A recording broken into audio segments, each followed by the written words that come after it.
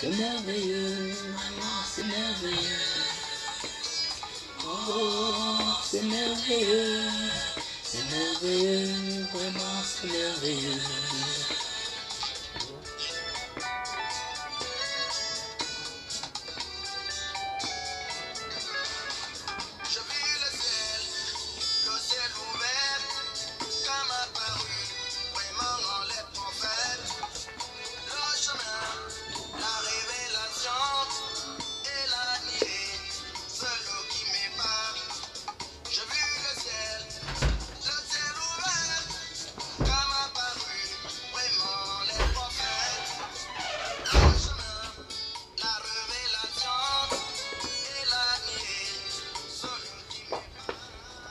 Shalom peuple de Dieu, nous vous saluons encore une fois dans le nom du Seigneur Jésus-Christ. Nous nous retrouvons encore dans le cadre de notre émission à la loi et au témoignage. Si l'on ne parle pas ainsi, il n'y aura point d'aurore pour le peuple. Donc ici nous disons l'aurore, ça veut dire la présence de la lumière. Et pour qu'il y ait la lumière, il faut que nous puissions aller à la loi et au témoignage. C'est un langage que le peuple de Dieu maîtrise déjà. C'est un langage que les enfants de Dieu maîtrisent déjà. Nous n'allons plus revenir en arrière pour expliquer c'est quoi à la loi et au témoignage. Aujourd'hui, nous allons aborder un thème que nous avons intitulé « La marche dans les services ». Pourquoi la marche dans les services? La vie des enfants de Dieu, c'est une marche. Mais une marche où nous sommes appelés à servir l'Éternel dans cette marche. C'est pourquoi vous verrez le Seigneur, quand il a rencontré Moïse, il a dit, va dire à Pharaon de laisser aller mon peuple pour qu'il aille me servir. Donc, si le peuple a quitté l'Égypte, c'est pour qu'il puisse aller servir l'Éternel. Donc, il y a un verset qui ajoute que celui qui me sert, mon peuple, mon Père l'honorera. Ça veut dire que dans les services pour l'Éternel, il y a l'honneur là-dedans. Aujourd'hui, nous n'allons pas aborder les choses dans ce sens-là. Nous allons plutôt essayer de commencer avec une écriture. Nous sommes dans le livre d'Exode, Exode 8, le verset 27. Exode 8, verset 27. Nous lisons au nom du Seigneur Jésus-Christ. La Bible dit ceci.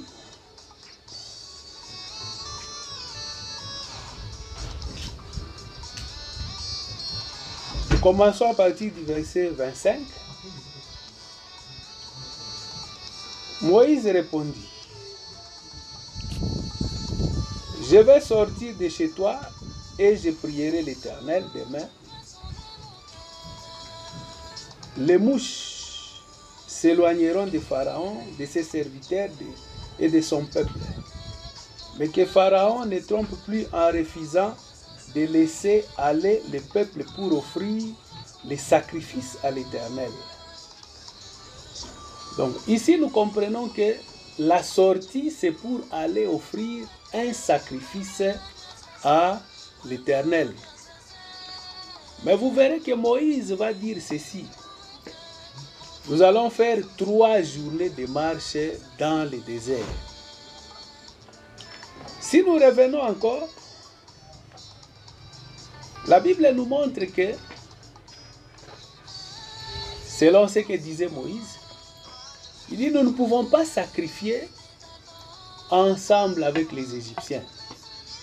Parce que nos sacrifices sont en abomination aux Égyptiens. Là-bas, nous comprenons que les sacrifices des enfants d'Israël étaient en abomination aux Égyptiens. Mais je voudrais souligner quelque chose. C'est que dans cette marche où Israël quitte l'Égypte pour aller vers Canaan, Israël ne marche pas seul. Israël ne marche pas selon sa pensée. D'ailleurs, le fait de quitter l'Égypte pour aller à Canaan, c'était sur une recommandation du Seigneur lui-même.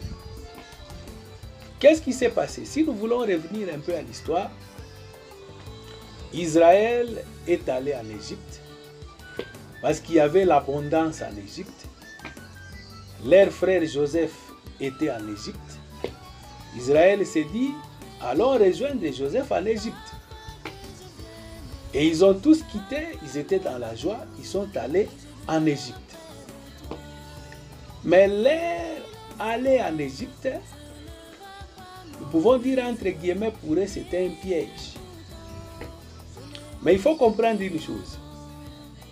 Déjà, avec Abraham, Dieu avait promis que ton peuple ira en captivité. Ça veut dire que lorsqu'Israël entre en Égypte, c'était l'accomplissement de la promesse de Dieu faite à Abraham. Maintenant, arrivé en Égypte, le peuple a prospéré, le peuple était dans la joie, jusqu'à ce que Joseph puisse mourir. Et lorsque Joseph est mort, le pharaon qui s'est élevé après la mort de Joseph, il ne connaissait pas Joseph, il a plongé le peuple dans la souffrance. Et le peuple a commencé à pousser des cris jusqu'à ce que les cris parviennent à l'Éternel. C'est alors que l'Éternel va dire, j'ai entendu les cris de mon peuple, je suis descendu pour les délivrer de la main des pharaons. Ça, c'était un rappel par rapport à l'histoire pour que nous puissions comprendre comment est-ce que cette chose-là a commencé. Comment est-ce que le peuple s'est retrouvé en Égypte. Mais il faut comprendre une chose. La sortie d'Israël de l'Égypte vers Canaan illustre quelque chose. C'est une marche que les enfants de Dieu font du monde vers la terre promise. Quand nous disons la terre promise, pour Israël, la terre promise, c'était Canaan. Mais pour nous, les enfants de Dieu, nous savons que la terre promise, c'est la vie éternelle. Mais vous allez comprendre que cette marche-là a trois parties. La première partie, c'est d'abord la partie de l'Égypte. La deuxième partie, c'est la partie du désert. Et la troisième partie, c'est la partie de Canaan. Ces trois parties aussi illustrent parfaitement ce que nous voyons par rapport au tabernacle. Le tabernacle aussi avait trois parties. La première partie, c'était les parvis. La deuxième partie, c'était les lieux saints. Et la troisième partie, c'était les saints des saints. Ça veut dire que nous quittons les parvis pour aller dans les lieux, dans les saints des saints. Dans les parvis, il y a quelque chose qui se passe. Dans les lieux saints, il y a quelque chose qui se passe. Et dans les lieux très saints aussi, il y a quelque chose qui va se produire là-bas. Et de la même manière, lorsque Israël quitte l'Égypte, Israël va entrer dans le désert. Israël va traverser le désert et Israël va entrer à Canaan. Mais nous allons aller petit à petit pour que le peuple de Dieu puisse comprendre comment est-ce que cette marche-là évolue. Comment est-ce que nous évoluons dans cette marche? Parce que cette marche-là illustre la vie d'un enfant de Dieu qui quitte le monde et qui va aller vers la vie éternelle, vers l'éternité qui va aller vers les royaumes des cieux. Commençons d'abord par Exode 33. Prenons Exode 33, versets 14 à 16. Exode 33, versets 14 à 16. La Bible dit ceci.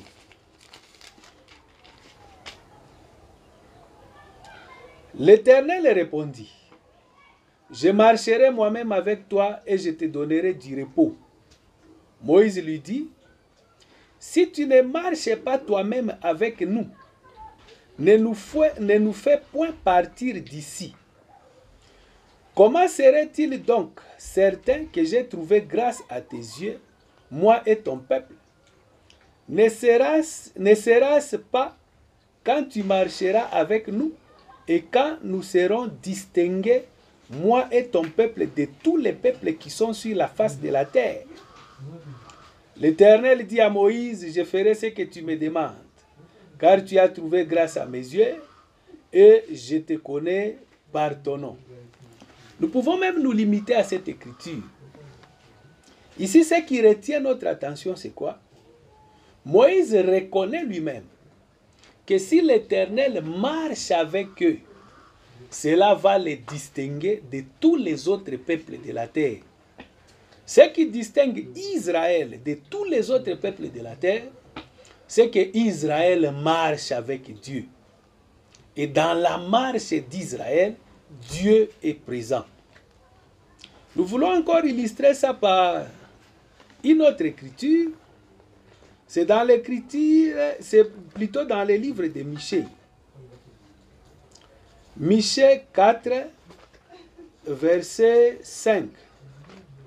Michée 4, verset 5 nous dit aussi presque la même chose. La Bible dit ceci, tandis que tous les peuples marchent chacun au nom de son Dieu, nous marcherons, nous, au nom de l'Éternel notre Dieu, à toujours et à perpétuité. Ce qui différencie Israël de tous les autres peuples, c'est que dans la marche d'Israël, l'Éternel est présent. Et c'est même l'Éternel lui-même qui conduit son peuple. Nous voyons cette illustration-là dans les livres d'Exode, là où la Bible nous montre que l'Éternel marchait au-devant de son peuple. Pendant la journée, il se montrait avec une colonne de feu. Et pendant la nuit, pendant la journée, c'était une colonne de nuée. Et pendant la nuit, c'était une colonne de feu. Et ce qui a beaucoup retenu notre attention ici, c'est quoi? C'est que l'ego pour le peuple n'était pas donné par Moïse. Le mot d'ordre de marcher était donné par la colonne de nuée et par la colonne de feu. Ça veut dire que lorsque tu es dans le désert, il suffit que la colonne de feu se déplace. Automatiquement, tu dois te déplacer. Lorsque la colonne de nuée se déplace, automatiquement, le peuple doit se déplacer. Israël connaissait un chemin pour arriver à Canaan. Parce qu'à l'époque de Joseph, Israël avait l'habitude de descendre en Égypte pour aller acheter les vivres. Il connaissait le chemin pour arriver en Égypte. Mais regardez maintenant qu'est-ce qui se passe. Lorsqu'Israël sort pour aller maintenant à Canaan, Dieu change les choses. Le peuple ne marche plus de lui-même, mais le peuple est conduit par Dieu lui-même. Dieu de la colonne de feu et Dieu de la colonne de nuée. Voilà. Ici, nous avons donné le ton pour que le peuple de Dieu puisse comprendre que la marche d'Israël, c'est une marche qui va de l'Égypte vers Canaan. Nous ne voulons pas d'abord ici montrer comment est-ce que Israël quitte Canaan pour aller en Égypte et fait le retour vers Canaan. Parce qu'en réalité, la marche, c'est comment? On quitte Canaan, on va en Égypte et on retourne encore vers Canaan. Pour nous, les enfants de Dieu, nous avons quitté l'éternité. Nous sommes venus dans le monde et nous allons encore retourner en éternité. Et cette marche-là, c'est la même chose avec Israël.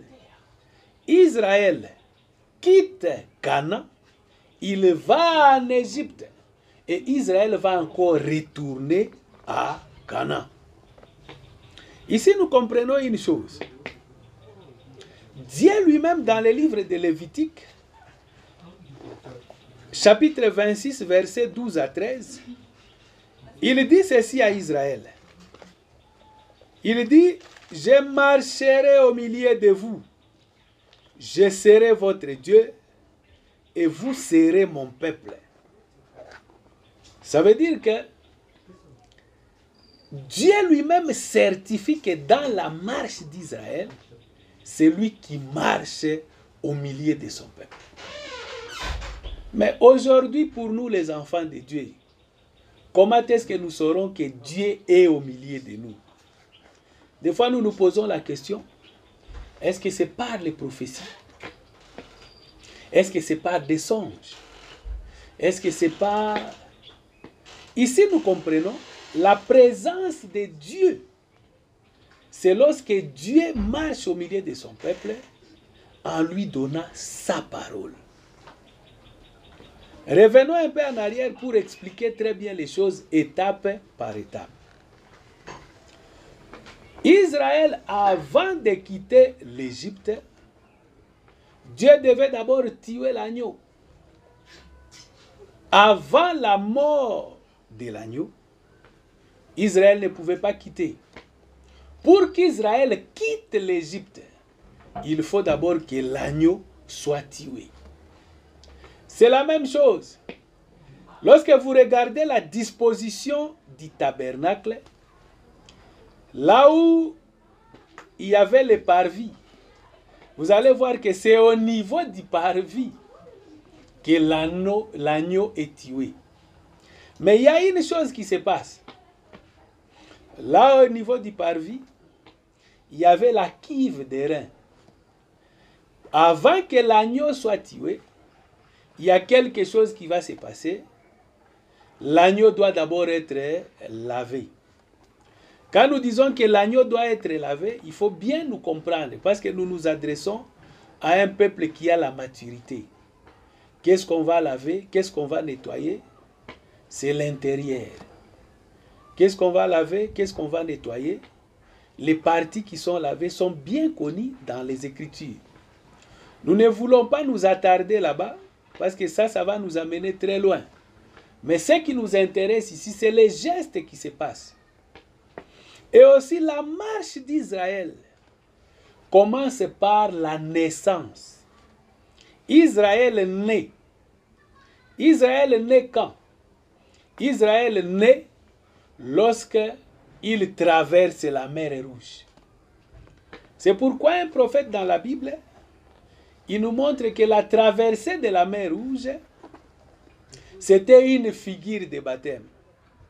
Or, nous savons qu'un enfant de Dieu, lorsqu'il commence sa marche, il commence sa marche par les baptêmes. Ça veut dire que les renoncements aux œuvres mortes. Ça veut dire qu'il dit au revoir au monde. Il déclare pour lui qu'il a abandonné le monde, qu'il a quitté le monde. Et cela est illustré par les baptêmes. C'est pourquoi Israël doit passer par la mer Rouge. Cela montre qu'il a commencé sa marche. Cela montre qu'il est né. Cela montre qu'il veut maintenant commencer à marcher pour aller quelque part. Israël est né. Israël commence la marche. Israël traverse la mer Rouge. Pour nous les enfants de Dieu, c'est une figure qui illustre les baptêmes. Lorsque quelqu'un se décide de quitter le monde pour commencer maintenant sa marche avec Dieu. Si nous revenons dans ce que nous avons dit par rapport à la naissance, un enfant de Dieu naît lorsqu'il a reçu le baptême. Il pensait que la naissance, c'était une naissance physique. Mais lorsque Jésus parlait des choses spirituelles. C'est pourquoi Nicodème va dire, à mon âge, puis-je encore entrer dans les seins de ma mère? Jésus lui dit non. La nouvelle naissance ici, ça veut dire que Jésus voulait parler du baptême. Lorsqu'un enfant de Dieu a pris son baptême, il entre dans l'eau du baptême, cela illustre qu'il est né. Mais lorsqu'un enfant naît, il faut que l'enfant soit nourri. Il faut que l'enfant puisse être alimenté. C'est alors qu'il va croître, c'est alors qu'il va grandir. Et vous allez voir, Israël traverse la mer Rouge. Maintenant, Israël va entrer dans le désert. Et là, dans le désert, Dieu va nourrir son peuple du pain. Oh, ici nous avons déjà quitté les parvis. Nous entrons maintenant dans les lieux saints. Et vous allez voir que dans les lieux saints, il y avait le pain de proposition pour pouvoir nourrir les sacrificateurs. Les sacrificateurs s'alimentaient dans les lieux saints parce que c'est là où il y avait le pain. Non seulement qu'il y avait le pain dans les lieux saints, mais aussi dans les lieux saints, il y avait aussi les chandeliers pour éclairer, pour donner la lumière. Et dans la marche d'Israël, Israël a été éclairé. Cet éclairage-là, la nuit, c'était par rapport à la colonne des feux, et la journée, c'était par rapport à la colonne de la nuée. C'est par ici que nous disons, la marche d'Israël de l'Égypte vers Canaan illustre très bien la marche d'un enfant de Dieu qui quitte le monde et qui va dans le royaume de Dieu. Mais ici, nous voulons revenir dans un aspect par rapport à l'exhortation, pour que le peuple de Dieu puisse comprendre comment est-ce que les choses évoluent dans cette marche. Prenons le livre des psaumes. Psaume 106, nous allons prendre le verset 9. Que dit la Bible? La Bible nous dit ceci. Psaume 106, verset 9.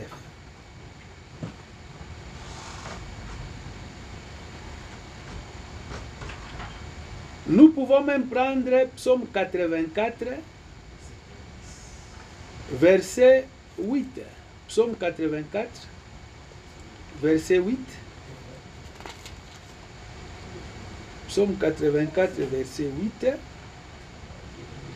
Leur force augmente pendant la marche et ils se présentent devant Dieu à Sion. Une autre écriture des psaumes dit ceci. Ils boivent au torrent pendant la marche. C'est pourquoi ils relèvent la tête. Lorsque Israël marchait dans le désert, vous allez voir qu'arrivé quelque part, Israël a commencé à réclamer de l'eau. Et Dieu lui-même qui avait fait sortir Israël de l'Égypte, il va encore se transformer en rocher. Il va encore se transformer en source pour abreuver Israël. Dieu lui-même qui avait fait sortir Israël, il va encore se transformer en pain pour pouvoir nourrir Israël. Donc ici nous voulons rassurer les enfants de Dieu que dans cette marche pour aller vers Canaan, c'est Dieu lui-même qui va te nourrir dans la marche. C'est Dieu lui-même qui va t'abreuver dans la marche. C'est pourquoi, arrivé quelque part, Moïse réclamait de passer dans un pays. Et le roi de ce pays-là à résister Moïse. Moïse lui dira ceci: nous n'allons pas manger de ton pain, nous n'allons pas boire de ton eau, nous n'allons rien toucher de ce qu'il y a dans ton pays, parce que nous suivons la route royale. Israël ne pouvait pas boire l'eau de ce pays-là, parce que Israël avait son eau. Israël était abreuvé par Dieu lui-même. Israël ne pouvait pas manger un autre pain, parce qu'Israël avait son pain, il avait sa nourriture. Il était nourri par le pain qui venait du ciel. C'est pourquoi ici nous voulons dire aux enfants de Dieu, dans le monde où nous sommes, dans cette marche pour aller vers Canaan, nous ne pouvons pas manger le pain d'autrui. Nous ne pouvons pas boire l'eau d'autrui. Par pain d'autrui, ici nous disons l'enseignement. Vous voyez, par eau ou source de ces pays-là, nous voulons ici parler de l'enseignement des pays que nous traversons. Allez-y comprendre une chose. La Bible dit, quand Israël marchait, il y avait une configuration que Dieu avait imposée à Israël. Israël ne marchait pas n'importe comment. Israël avait un ordre de marche.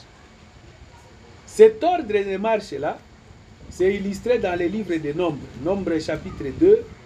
Vous pouvez même commencer à partir du verset 9 jusqu'au verset 34. Nombre 2, 9 à 34. La Bible nous montre que Israël avait un ordre pour la marche. Israël marchait. Le premier qui sortait, c'était Ruben. Et plutôt, c'était Judas. Judas sortait le premier dans la marche. Quoique Ruben était le fils aîné, ce n'était pas lui qui sortait le premier. Dans la marche, c'est Judas qui commençait à ouvrir la marche. Ensuite suivait Ruben. Ensuite suivait Ephraïm. Et à la fin de la marche, il y a Dan qui clôturait. Mais vous allez voir que ces 4 fils de Jacob là, ils illustrent parfaitement le camp de Dieu. Ça veut dire que ceux qui avaient sur le trône, lorsque Israël campait et lorsque Israël marchait, c'était le camp de Dieu qui se déplaçait. C'était le camp de Dieu qui était dans le désert. Et ici, je voulais encore que le peuple de Dieu puisse comprendre une chose.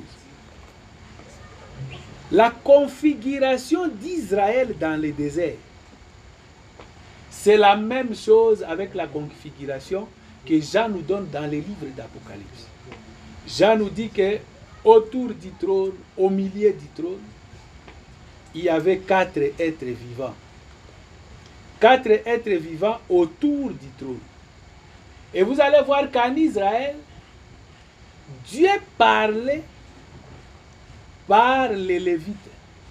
Mais lorsque Israël marchait, lorsque Israël campait, l'arche était toujours au milieu. Les Lévites dormaient toujours au milieu et ils étaient entourés par 4 puissances.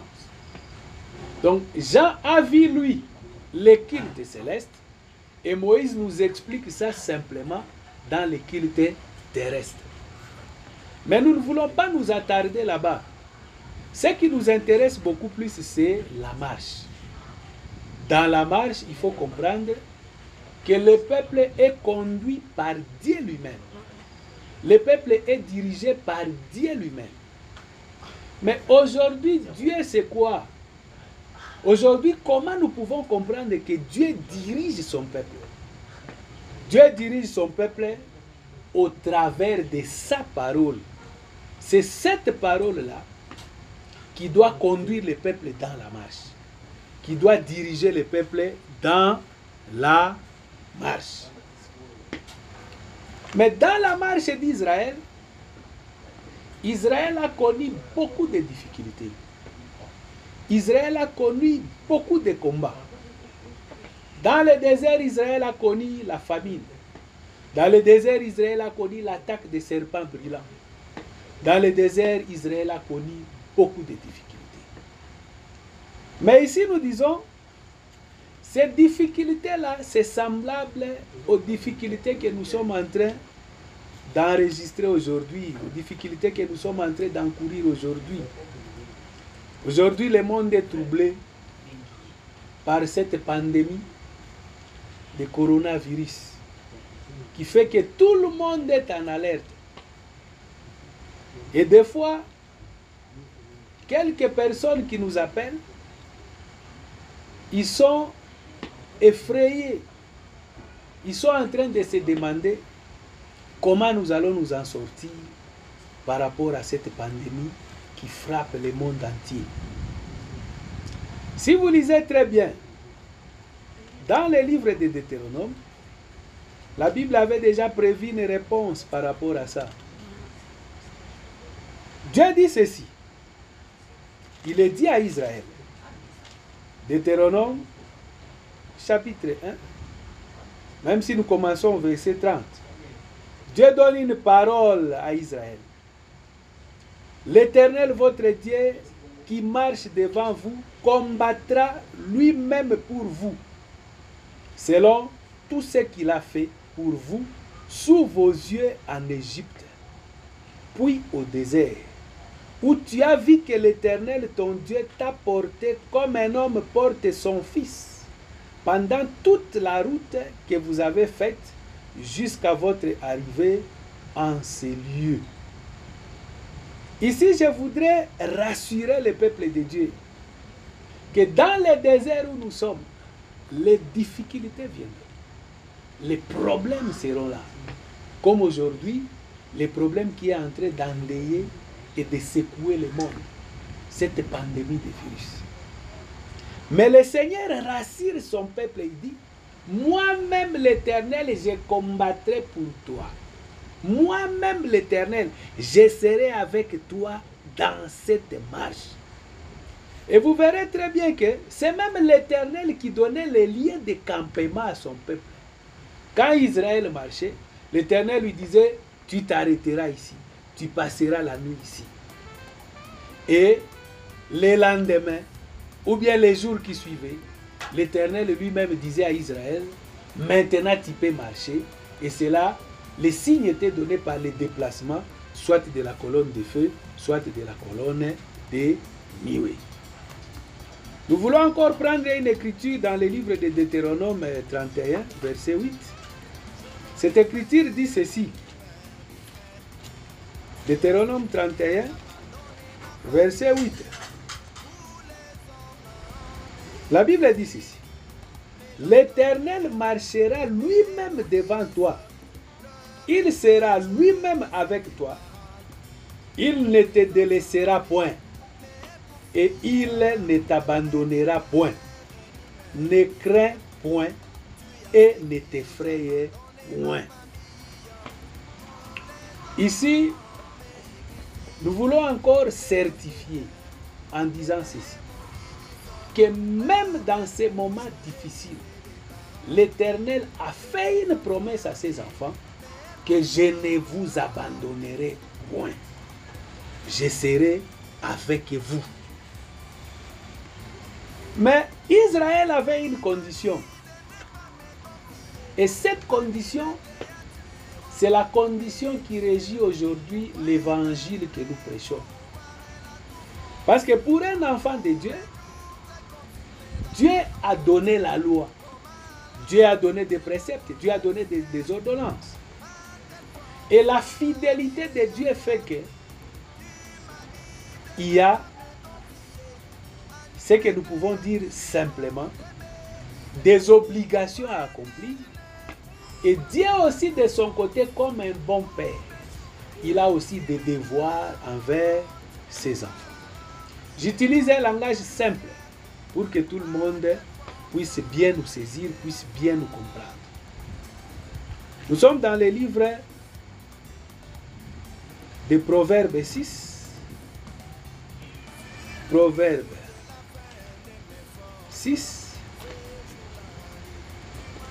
le verset 20 jusqu'au verset 23. Écoutez ce que dit la Bible. Mon fils, garde les préceptes de ton père et ne rejette pas l'enseignement de ta mère. Lis-les constamment sur ton cœur. Attache-les à ton cou.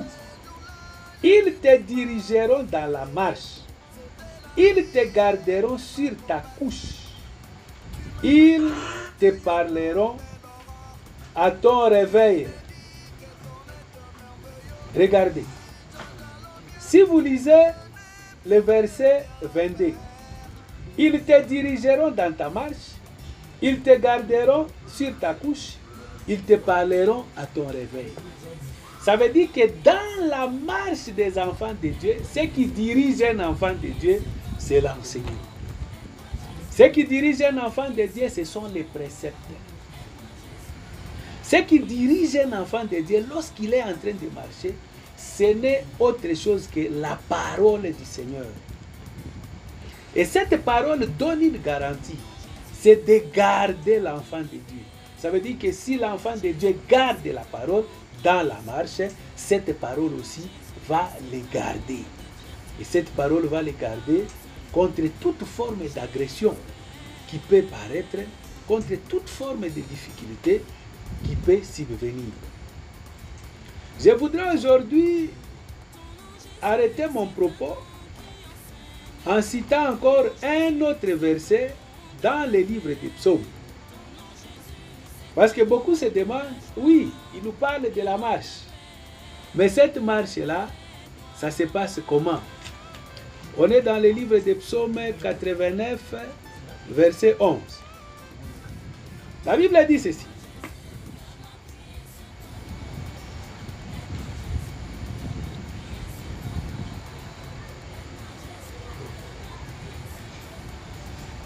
La Bible dit ceci. Verset 16 plutôt. Ce n'est pas le verset 11. Psaume 89, verset 16.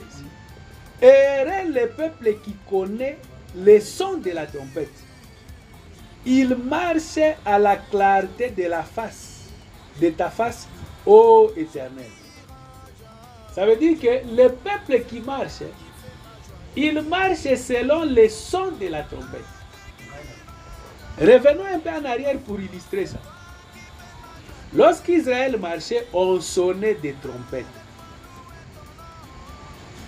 La trompette qui donnait le ton pour les rassemblements et la trompette qui donnait le ton pour la marche. Et même lorsqu'il y avait guerre en Israël, c'est la trompette qui avertissait Israël. Voici, il y a agression, voici, il y a guerre. Le peuple doit se rassembler maintenant pour commencer à combattre. Pour nous, les enfants de Dieu, la Bible dit, heureux le peuple qui connaît les sons de la trompette. Or, c'est la trompette qui guide les enfants de Dieu. Cette trompette en Israël n'était pas sonnée par une autre personne, c'était sonné par les sacrificateurs.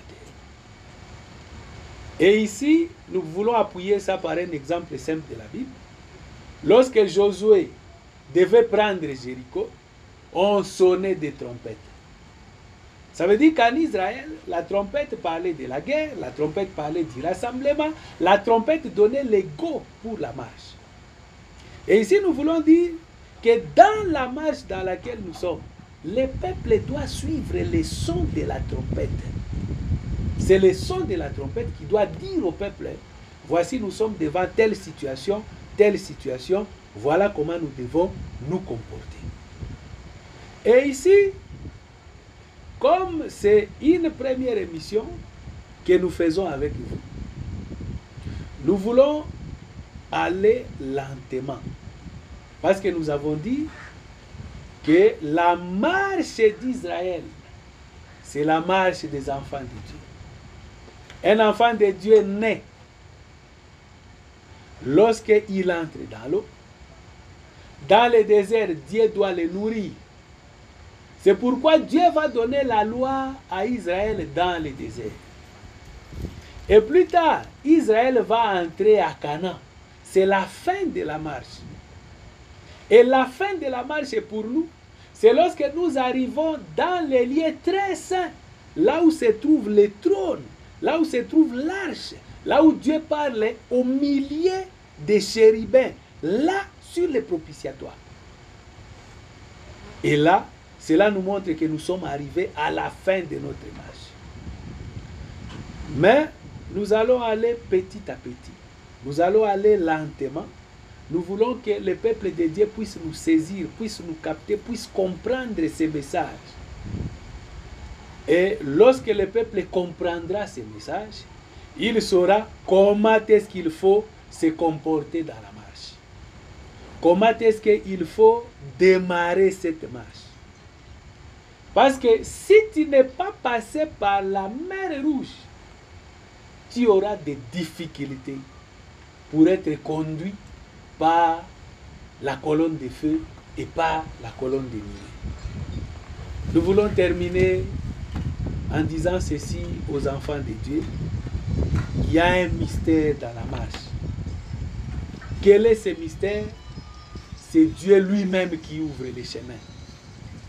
Et lorsque Dieu ouvre les chemins de la mer, le peuple entre dans la mer, le peuple passe dans la mer, et lorsque le peuple passe, Dieu referme la mer.